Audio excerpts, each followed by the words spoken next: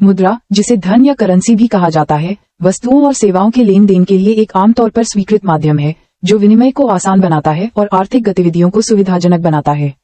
यह एक ऐसी वस्तु या प्रमाण होता है जो मूल्य का संग्रह करने और लेन देन में उपयोग करने के लिए स्वीकार्य होता है। व्यापक परिभाषा। 1. विनिमय का माध्यम। मुद्रा वस्तुओं और सेवाओं को खरीदने और बेचने के लिए एक साझा साधन के रूप में कार्य करती है, जिससे व्यक्ति वस्तुओं और सेवाओं का आदान प्रदान करने के लिए एक सामान्य माध्यम का उपयोग कर सकते हैं। 2. मूल्य का संग्रह। मुद्रा मूल्य को भविष्य में खर्च करने के लिए संग्रहित कर सकती है, जो आय और बचत को सक्षम करती है। और 3. मूल्य की इकाई। मुद्रा का उपयोग मूल्य की गणना करने और ऋण और दायित्वों का मूल्यांकन करने के लिए किया जाता है। मुद्रा के विभिन्न रूप। 1. सिक्के। सरकार द्वारा जारी धातु के सिक्के जो मुद्रा के रूप में प्रयोग होते हैं। 2. नोट। सरकार द्वारा जारी कागजी मुद्रा जो मुद्रा के रूप में प्रयोग होती है। और 3. डिजिटल मुद्रा। इलेक्ट्रॉनिक माध्यम से लेन देन के लिए उपयोग किए जाने वाले धन, जैसे कि बैंक खाते और ऑनलाइन भुगतान प्रणाली।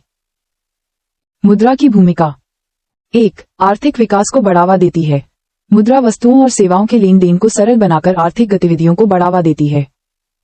2. व्यापार को सुविधाजनक बनाती है। मुद्रा वस्तु विनिमय की आवश्यकता को समाप्त करती है और व्यापार को अधिक कुशल बनाती है। और 3. बचत और निवेश को प्रोत्साहित करती है। मुद्रा मूल्य को संग्रहित करने के लिए एक माध्यम प्रदान करती है, जो लोगों को बचत और निवेश करने के लिए प्रोत्साहित करती है। उदाहरण। 1. भारत में मुद्रा को रुपए कहा जाता है और इसे नोट और सिक्कों के रूप में जारी किया जाता है।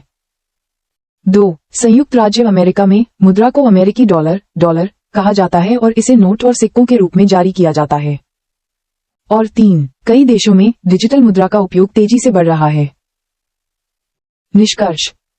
मुद्रा आर्थिक प्रणाली का एक महत्वपूर्ण घटक है जो विनिमय को सरल बनाता है, व्यापार को सुविधाजनक बनाता है और बचत और निवेश को प्रोत्साहित करता है।